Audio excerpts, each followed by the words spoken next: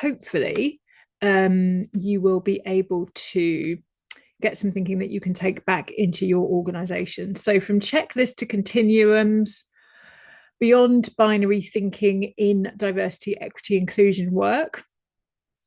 Those of you that are joining on LinkedIn, you can feel free to add comments in LinkedIn. I'm going to try not to look at it too much because it means that I'm not looking at my screen. And I find it really difficult to do multiple things at the same time. So if you are in the webinar and you want to use the chat, then please use that, and I'll try and keep an eye on that as well. And hopefully you will go away. Well, you'll definitely go away with something that you can use in your own school, in your own organization. And I will also share with you the recording so that you can view at your leisure. Okay, so what I want to look at today, or think about really, are some of the limitations of binary DEI assessments.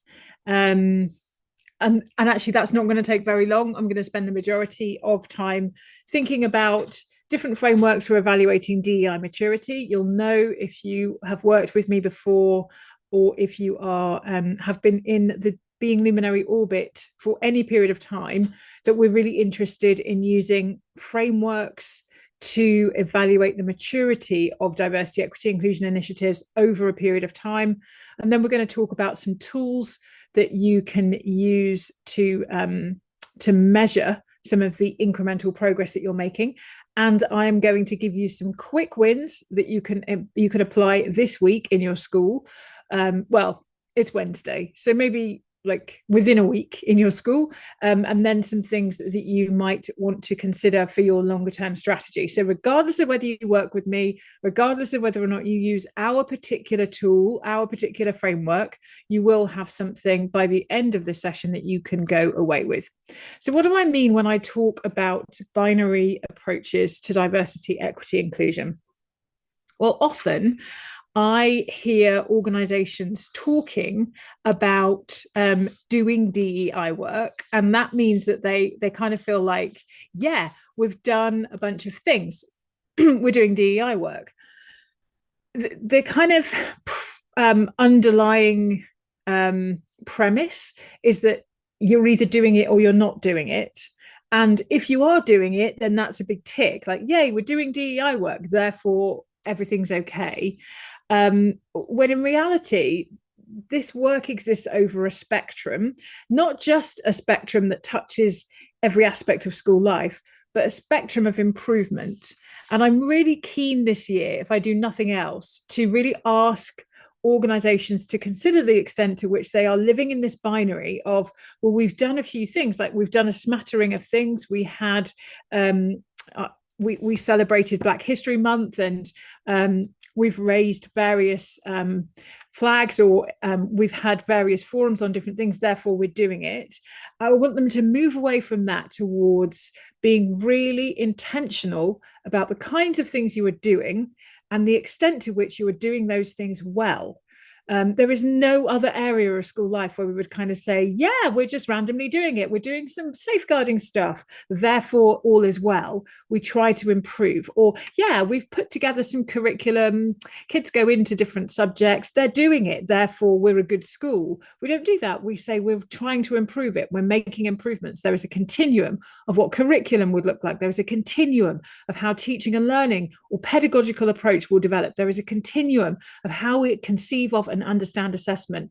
So with diversity, equity, inclusion work, there is also a continuum, and it starts with something that looks quite entry level, quite green shoots, and we hope for improvement, and it moves, in our framework at least, towards luminary practice. That means that we start to think really carefully about how our policies are conceived and lived. We really think about the way in which decisions are made and the equity behind the decision-making process. We think about resource allocation.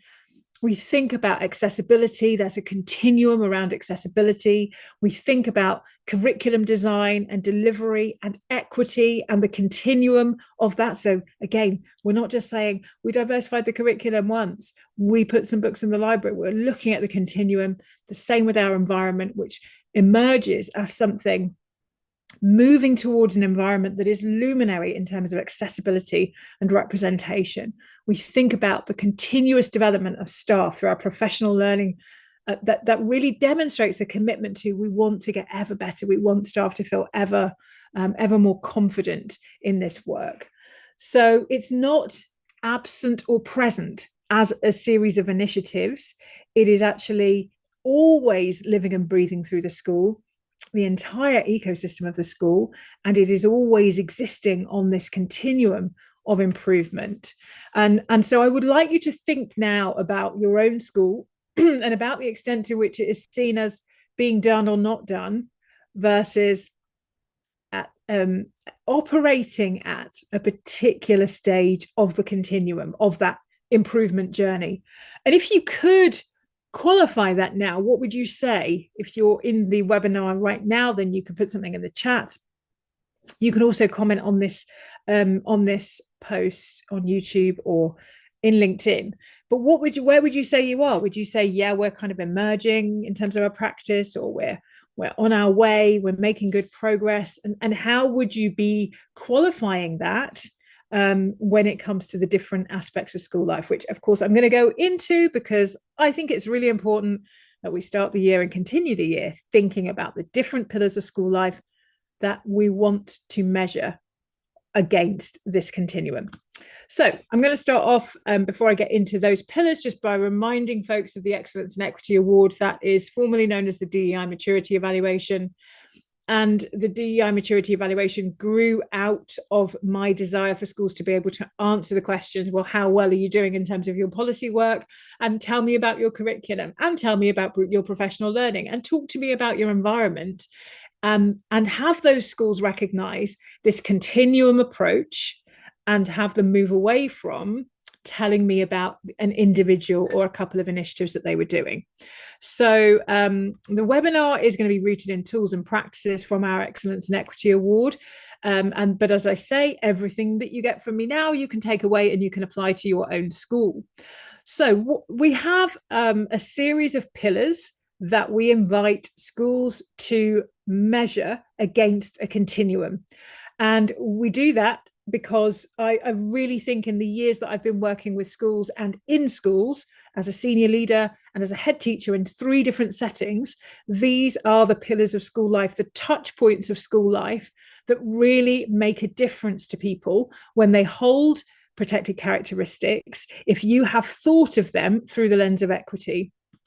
So the first one, unapologetically, is policy. There isn't actually a hierarchy in terms of the way that we present these pillars of school life. They are literally holding up the school. But there is something about policy that is just so engaging for me. And I think it is that I know anyone who needs a policy is really grateful that the policy exists, and it is the people that don't need the policy that tend to not necessarily be aware of the importance of policy. So policy, as you will hear in this week's podcast, I think we're talking about policy as promise. Policy is you saying, this is what you can expect from us. And so we in the Excellence and Equity Award will ask you to review and consider your entire suite of policies when we apply the criteria. So there's this continuum of improvement. We say, tell me about your policies, and then you get to judge, assess, audit, estimate where you are on that continuum when it comes to your policies. So we ask you to review all school policies to make sure that they systematically address and integrate diversity, equity, inclusion principles. We ask you to examine your policies and the policy's ability to drive systemic change and embed equity across all school operations. So from your HR policies all the way through to policies that really affect what's happening in the classroom, We want you to apply an equity lens. Now, in the DEI, in the Excellence in Equity Award, we group the policies for you. So we will say at the early stages of this continuum, these are the kinds of policies we expect you to have, and then we expect you to develop these ones, and then we would expect to see this. And it's not just about the policies you develop, it's about the communication you have around your policies. So we're also interested in the extent to which you are communicating with, working with stakeholders around those policies. So policy is the first pillar. The second pillar is the digital environment.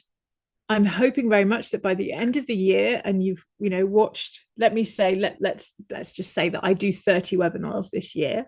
Okay, let's just say 25. I'm hoping that by the end of the year, you're going to be like, oh, can you stop going on about policy and digital environment and physical environment and curriculum and professional learning? I really hope that we get to that point, because that will mean that I have secured this awareness of the importance of these pillars of school life. And you might say, well, digital environment, I mean, is it really a thing? But of course, increasingly it is a thing. In fact, increasingly it is the main thing. I mean, how much time have I spent in the last week looking at the posts that are coming in from people who are at the BET conference and thinking, oh, I wish I were there at BET, because suddenly technology has become this huge focus within education. And so the digital environment is becoming increasingly complex. It's becoming increasingly interesting. It's going to open up increasing opportunities for some people, but we do need to look at it through the lens of accessibility and representation. So in our award, we ask you to assess how your school's digital platforms, website, portal, social media are also reflecting your DEI commitments. Now, this week, I've been scouting around in people's websites. I just, randomly take a look at different school websites, and I'm really surprised at the number of schools that do not help me navigate their commitment to equity. And yet I know they have a commitment to equity work. So the digital environment is again, it's an area that you can promise people who have never met you that you are interested in this work and that you're going to do something about this work. And you make that promise through considering the accessibility, through considering the representation, through considering inclusivity. Okay, next, physical environment. So the physical environment in the Excellence in Equity Awards, we also ask you to think about and consider representation and accessibility across the entire school. We ask you to evaluate how DEI is integrated into the teaching and learning processes. And we ask you to think about things like your library. We ask you to think about your displays. We ask you to think about the different ways in which people can access all of those areas, representation and accessibility. Now, we're typically used to thinking about accessibility, and we don't spend as much time thinking about representation. Curriculum. That says curriculum and professional learning. So professional learning, we want you to focus on continuous development of staff in DEI knowledge and skills. So that's all staff at all levels of the organization. We're thinking here about equitable access to training, embedding DEI principles in professional learning opportunities for all people in the organization. And again, this is kind of how would somebody that I was meeting in your organization who was a caretaker talk about the kind of training that they've had on equity work? How equitable is the training itself, but also how would people talk about their knowledge, skills, and understanding when it comes to equity work in your organization? So the various pillars, we then apply this criteria. And the criteria goes from dusking through dawning, glimmering, brightening, and then luminary. Excuse me. And we've codified it in this way. You could just say 1 to 5. You could say 1 to 3. But I do want you to start thinking about the pillars of school life and thinking about this continuum. So old ways of doing this will probably go something along the lines of we're not doing DEI work, and then we're doing some things, and they probably appear in the dusking phase. So the early phase of this work is where we see organizations building some foundational awareness, policies meeting that basic requirements, physical spaces having minimal accessibility, digital platforms adhering to basic standards, staff training covering some fundamental concepts, curriculum still showing limited representation, and stakeholders reporting feeling unsure about raising awareness. Sorry, what I didn't say when I mentioned the pillars of school life is that we have a whole area on culture. And in culture, we look at staff, students, and parents. But for the purposes of time for today's webinar, I just wanted to briefly introduce you to the pillars. But most of what I see when I go and work with schools is that people are either not doing very many things, or they're doing quite a few things within this dusking phase. And then sometimes we see schools not really doing many things, and then doing a bulk of things in the dusking phase, and then quite randomly doing a couple of things in brightening. And it's like, wow, okay, where did that come from? And where that comes from is that often in organizations, there is somebody that's really passionate about the work, and they have a particular passion project. And that particular passion project ends up moving this kind of in this one little thread practice towards something that is more brightening, more luminary. But unfortunately, that isn't realized across the whole range of different activities and pillars of school life that we would really want to see it realized against. And so what we do with the Excellence and Equity Award is try to bring you back into balance, whether that's bringing into balance and consolidating all of those dusking level activities, and then saying, okay, how do we move in each of these pillars of school life? How do we move you to the next one? Or by saying, actually, you've got a bulk of activities happening here in dusking. You've actually got quite a few happening in glimmering. How can we kind of move these areas up the scale, maybe twofold? How can we kind of drag your practice all the way through dawning, all the way through glimmering, so that we can start applying this sort of brightening level thinking to our work? So really, it's helping people kind of work out where they are across all these areas, and then helping them move to the next steps. And regardless of whether or not you work with us, this is the kind of practice that I would be asking you to go and apply right now, to go back into your school and to try and get a hold of, where are we? If it was just 1 to 5, where are we in relation to our policies? Where do I think we are? Just hazard a guess. I mean, there's nothing to lose there. If you just take those pillars and you just say, I've got to grade us out of 5, and take a stab in the dark, I think you'll probably end up being pretty accurate, because I think most of this exists in our peripheral vision. We have an awareness. We're not quite there. Often we're not quite where we want to be, but we have an awareness of where we are. So we use this criteria. You could use any criteria, but I would like you to start thinking about moving away from this binary towards this idea of continuum, continuing to get better. And one thing I want to say that came up yesterday when I was working with a group is that just because we find that there are hundreds of areas of development, like we're like, oh my goodness, if I start thinking about policy and I start thinking about where we are and where we want to get to, there's like 30 different objectives, 30 different policies I want to create, and then I've got to implement them, and we can get really overwhelmed with it. And the overwhelm often stops us from plotting the course effectively. We get so into the overwhelm that we fail to just write down all the things that we want to do and all of the areas that we think we have gaps. What I said to this group yesterday is, if we can see ourselves as stewards of this work, equity stewards, it brings a temporal awareness to the work. So it means that we can start saying, I'm an equity steward, which means I am stewarding this work for this period of time. And my job right now is just to codify where we are.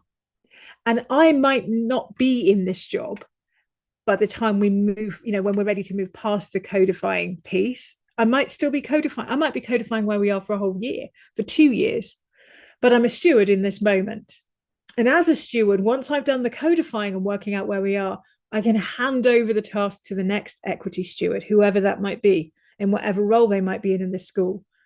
And that equity steward is going to have a far easier job of working out next steps if you can be the person that has taken the time to plot out where you might be on the continuum. The utter chaos of being a DEI lead who does a bunch of activities and then leaves, then has that work picked up by somebody else who kind of goes, oh, last year we did this, and I think we've once did this, and at some point we surveyed children, and then we went back and we surveyed parents. The utter chaos of all of this means that the work never really takes off in the way that I think it is destined to. So I beg of you, please take the time to get this down in some format. Okay, I am going to move on now, because I wanted to give you some things that I feel that you could start today. I think there are some things that you could start today. Yeah, let's have a look. Let's run through them.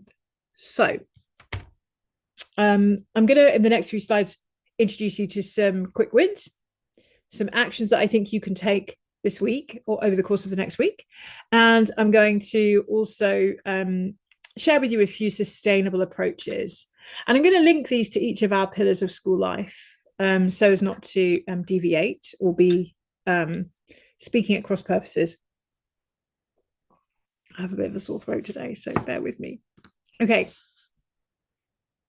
So the first area that I want to talk about is kind of linked to culture. And so this is one of the pillars that I didn't just share with you, but culture is a really big piece. And we talk about culture being evidenced by your staff, your students, and your parents. And we offer our clients, the people that work with us, surveys that they can use with their school community. So part of the Excellence and Equity Award are 3 surveys for each of those stakeholder groups. They are not well-being surveys, they're not belonging surveys, they are DEI surveys.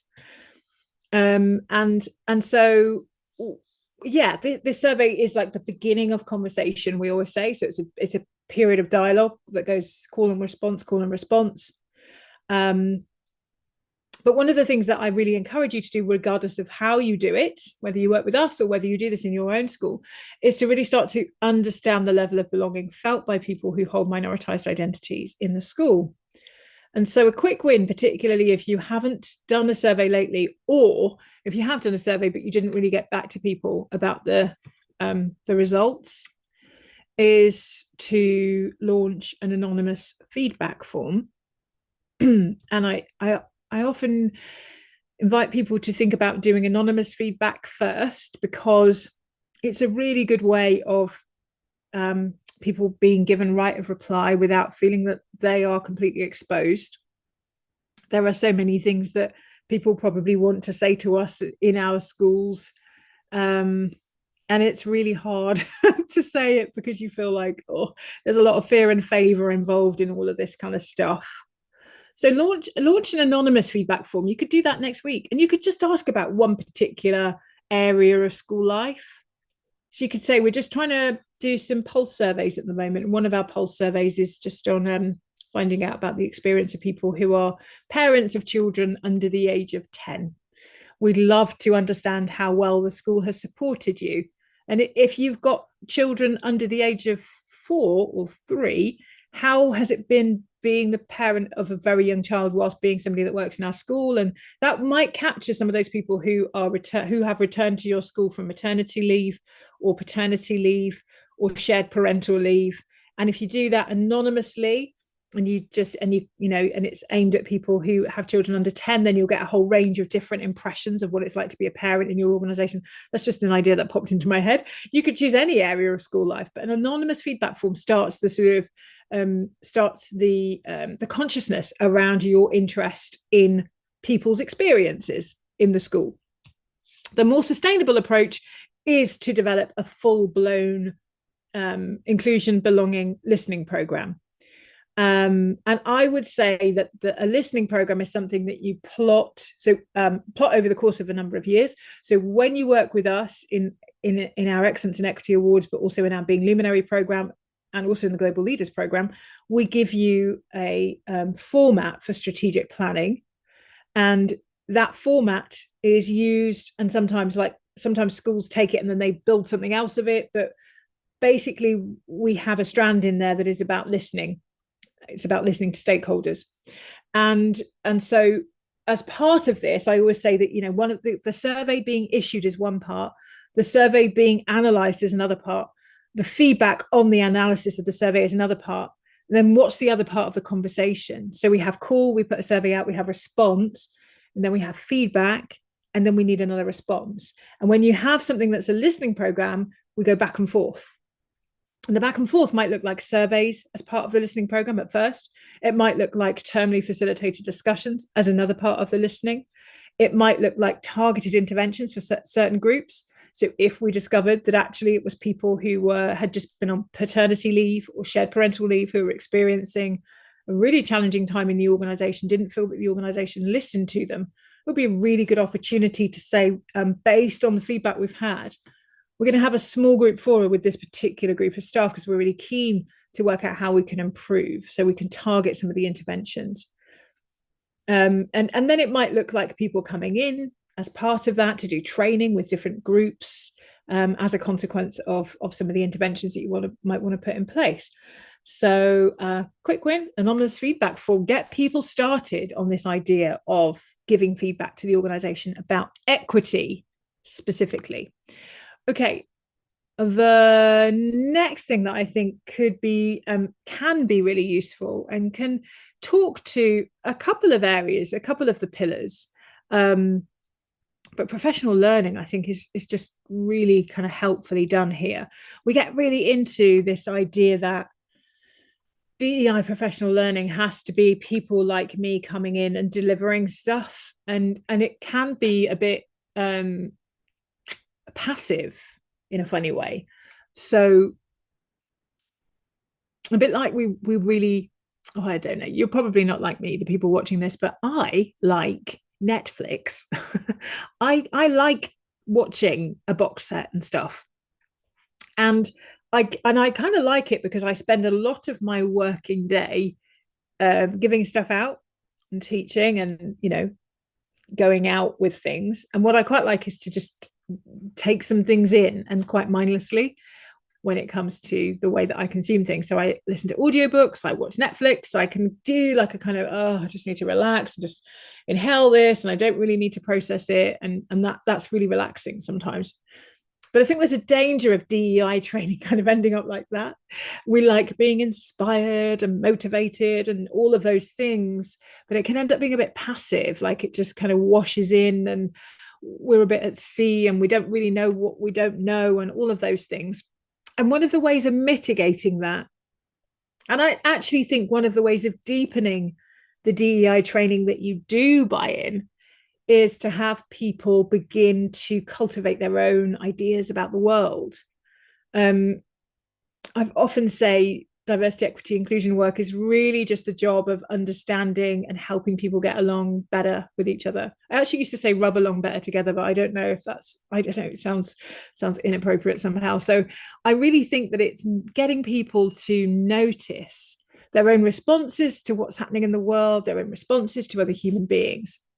So a quick win is to begin to institutionalize discussion about equity and diversity and equity and inclusion in your school. And one way of doing that is through news topics. And that would look like hosting a meeting, or, you know, whenever you host a meeting, a middle leader meeting or an SLT meeting, saying, Neil, you're responsible next week for bringing a topic, anything that relates to DEI. We just want you to bring first like 3 or 4 minutes of the meeting. You're going to bring the topic, and then you're going to chat to people about what's going on, and then we're going to seek their opinions on it, and that's it. And gradually, bit by bit, people start noticing what's going on in the news, and they start saying, oh wow, I've just read that this couple was stopped and searched, and the only thing that was going on was that they were a black couple driving a Mercedes, and actually it turned out that this person was an Olympic athlete, and, you know, the police got it completely wrong. And slowly people start to notice. That's the kind of professional learning that's incredibly powerful and extremely cheap. and will help in the noticing, will help people start to become interested in these topics. A more sustainable then way of doing this is to begin to arrange training sessions that do deeper dives onto the highlighted issues. So once middle leaders get into this work, they might become more interested in having training and then thinking about that particular issue through the lens of their particular area of work. I think journaling and like encouraging people, middle leaders in particular, to maintain journals where they document their insights on those discussions. Again, it means that people are taking responsibility for doing the equity work, for their own training, but it also means that people are beginning to metabolize equity in the world and beginning, hopefully, to find their own place with all of it. Like I realize that I'm on this side of the argument, if there is one, rather than on this side, or I tend towards this area of the debate more so than I do this one. And then the other thing is to think about having a resource hub where your resources and articles and videos and training materials that you're accessing just by virtue of going out and reading the news, or because you become interested in a particular podcaster, or because you are really keen on a particular audio book or whatever, that goes there, that lands there. Okay. The next one is about policy, so linking to the policy pillar. So quick win, highlight DEI ambitions in each of your policies. Really, really simple. You'll be surprised that every single policy in school can be connected to diversity, equity, inclusion. It just can. There can be a statement that you make in almost all of your policies that really touch on equity work. So I really recommend you take them in batches, maybe batches of 5, and just think about the connection that each of those policies has to diversity, equity, inclusion. And if you already have policies that talk explicitly about equity work, then highlight them as the ones that can go forward for early review and perhaps a re-articulation of that commitment to equity work. And then the sustainable piece here is to start to form a dedicated committee that have the eye of equity and will be prepared to look at your policies through that lens, so that DEI ambitions can evolve, and as they evolve, policy descriptions and policies themselves evolve. I also think it's really helpful to make policies living and breathing by ensuring that people understand the implications, like the equity implications of those policies. Policies are things that are dusty and sit on shelves because people don't really understand the implementation and the impact, the influence that these policies can have over people's experience in the school. So host workshops. I mean, be really intentional about it, where we host workshops where the DEI implications of each of our policies are discussed in depth, where we link those policies to real world or real school scenarios and case studies from our own environment. And then critically, and we would put this final bullet point towards the brightening luminary end of our continuum, is feedback mechanisms. So I really, really recommend that you are clear about how the policy is affecting people, whether they think it's a helpful policy. Like I had to use the maternity leave policy, and it has been really useful for me in the following ways, or it's been really unhelpful. This could be more clearly articulated. What schools tend to do is issue a policy, implement the policy without training, and then never create the feedback mechanism that attests to the way in which that policy is making a difference in the lives of people. So this feedback mechanism is absolutely critical. Okay, moving on. This one is again talking to culture and thinking about student culture. So, but also it could talk to the digital environment. So I think making sure that you have got behavior and bullying logs that are enabling you as a school to track for trends is equity work through systems, which is why I say it could be digital environment, but it's also equity work through relationships, which is why I say it could be about culture.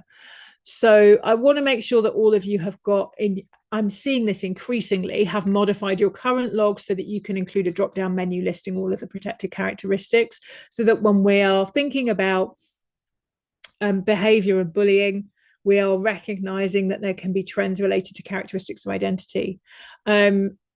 I can see Agnes is here. So I know that you've got an identity-based harm policy in your school, and identity-based harm policy tracked against the different protected characteristics is obviously going to be something. I know that's something that you're doing.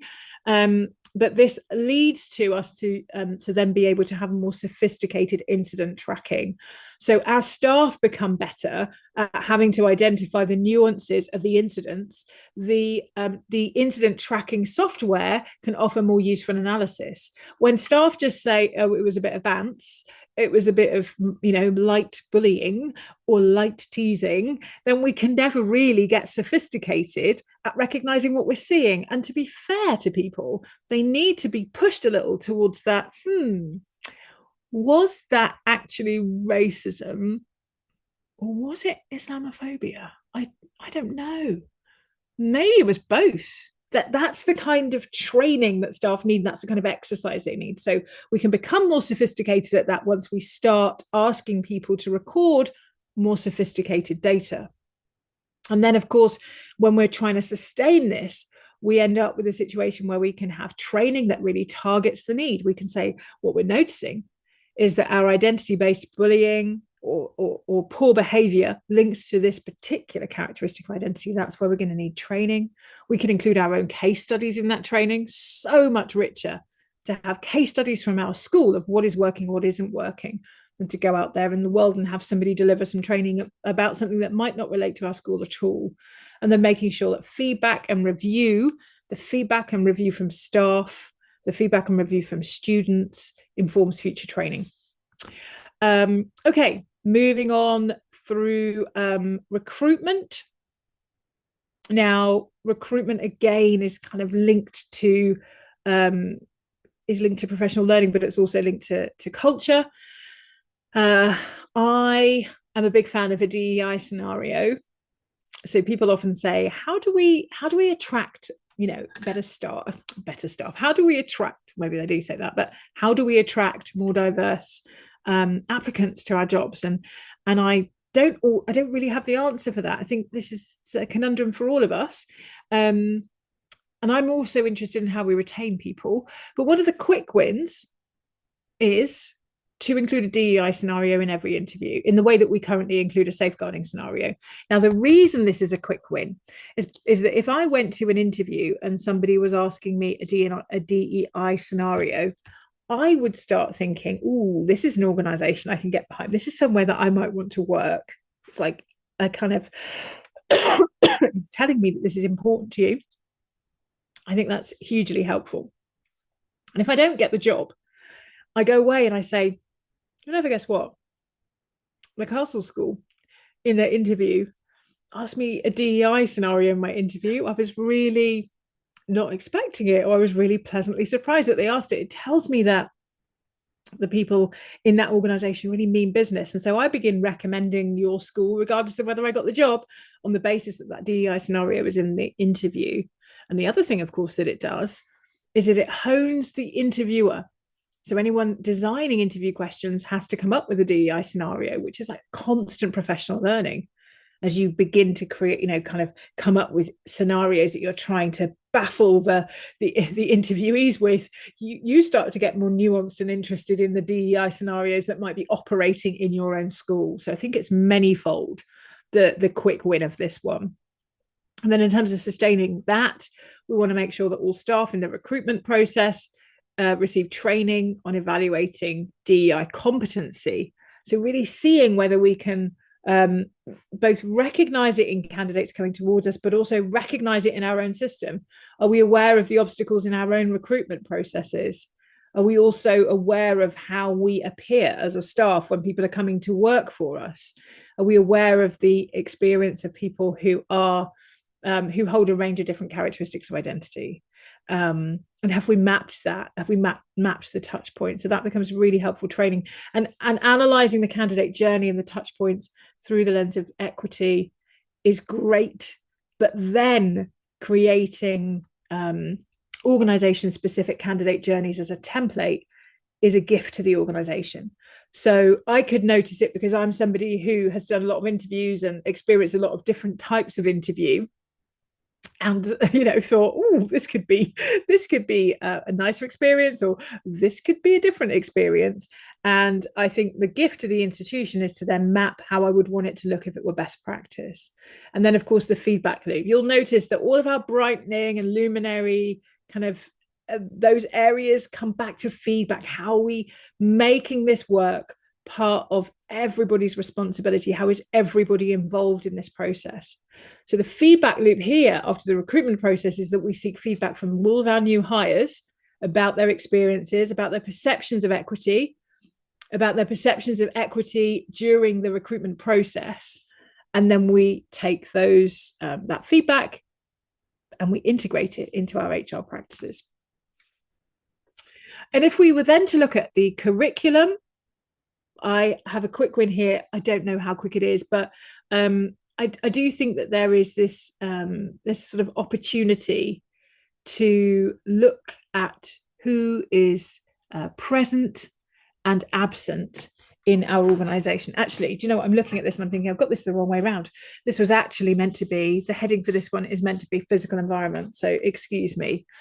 And so, the quick win around physical environment was to do a kind of equity walk, a 2-hour accessibility audit. Take 2 hours in an inset day, in an inset moment, walk the space and identify, note and identify belonging and representation. Look for who is present and absent in your displays. And then think about identity affirming spaces in the long term. Think about engaging in regular audits and think about long-term space planning through a DEI lens. I looked at a friend of mine has just started is working in an organization that is developing spaces for children who have special educational needs and disabilities. And the spaces that she had on her website, on the page that I was looking at, were just incredibly beautiful, but really show that organization, that school's commitment to long-term space planning through a DEI lens. And then this one is going to say physical environment, but really, I mean curriculum. And this, there are so many things that we could do within the curriculum. But I think another quick win, and again, this is more to shake up the thinking, is to take a standard lesson and ask, if this is the dominant narrative, what's the counter narrative? What counter narratives could we come up with quite quickly? And this isn't to necessarily change the lesson planning right now. It's actually just to kind of get the conversation going again.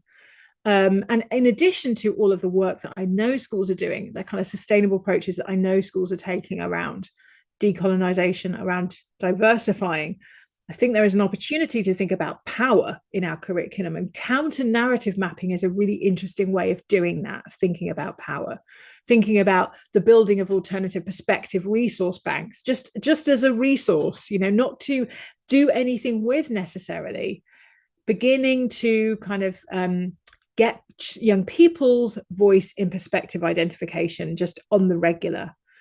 So a bunch of things that I've linked for you in today's session to the different pillars of school life, in the hopes that you can see that there's a sort of starting point and then there's an end point that we might want to get to, but there is a continuum of practice that we can start to engage in. And just because we acknowledge that we're right at the beginning doesn't mean that there aren't some quick wins that can make the school feel like a school that's much more focused on equity. So I really hope that that's been useful for you. And I will happily send the slides over to you if they are useful. Just finally, a few ways to work with us. If you are interested in our Global Leaders Program, we have an 8 session, sort of 7, well, it's actually 8-month program that we run a couple of times a year, and we are registering and enrolling folks for that right now. So if you're interested in, and you're a leader of DEI in a school and you're interested in having some training for yourself, then you can follow that QR code and find out more about our Global Leaders Program there. And we've also got a short course. I was reminded that I created a short course 3 years ago when a couple of people bought it this week. It's just such a great short course. It's like 38 lessons following all of the protected characteristics. It's on demand, so you can do it in your free time, at your leisure, lots of recorded videos and workbooks for you to use in that course. So that's a really, really great course if you're wanting to move forward with this work. And then there's a QR code there for an equity assessment. If you want a free equity assessment for your school, you're welcome to request one there. And if you're ready to sign up for the Excellence and Equity Awards right now, there's the QR code for that too. And as always, our contact details, hello@beingluminary.co.uk, and our web address is there as well. Thank you so much for being here once again. Nice to see you. And I really look forward to seeing you again next week or the week after for one of our equity webinars, or indeed our LinkedIn live sessions. Thank you so much. Have a lovely rest of your day or evening ahead. And do stay in touch with us at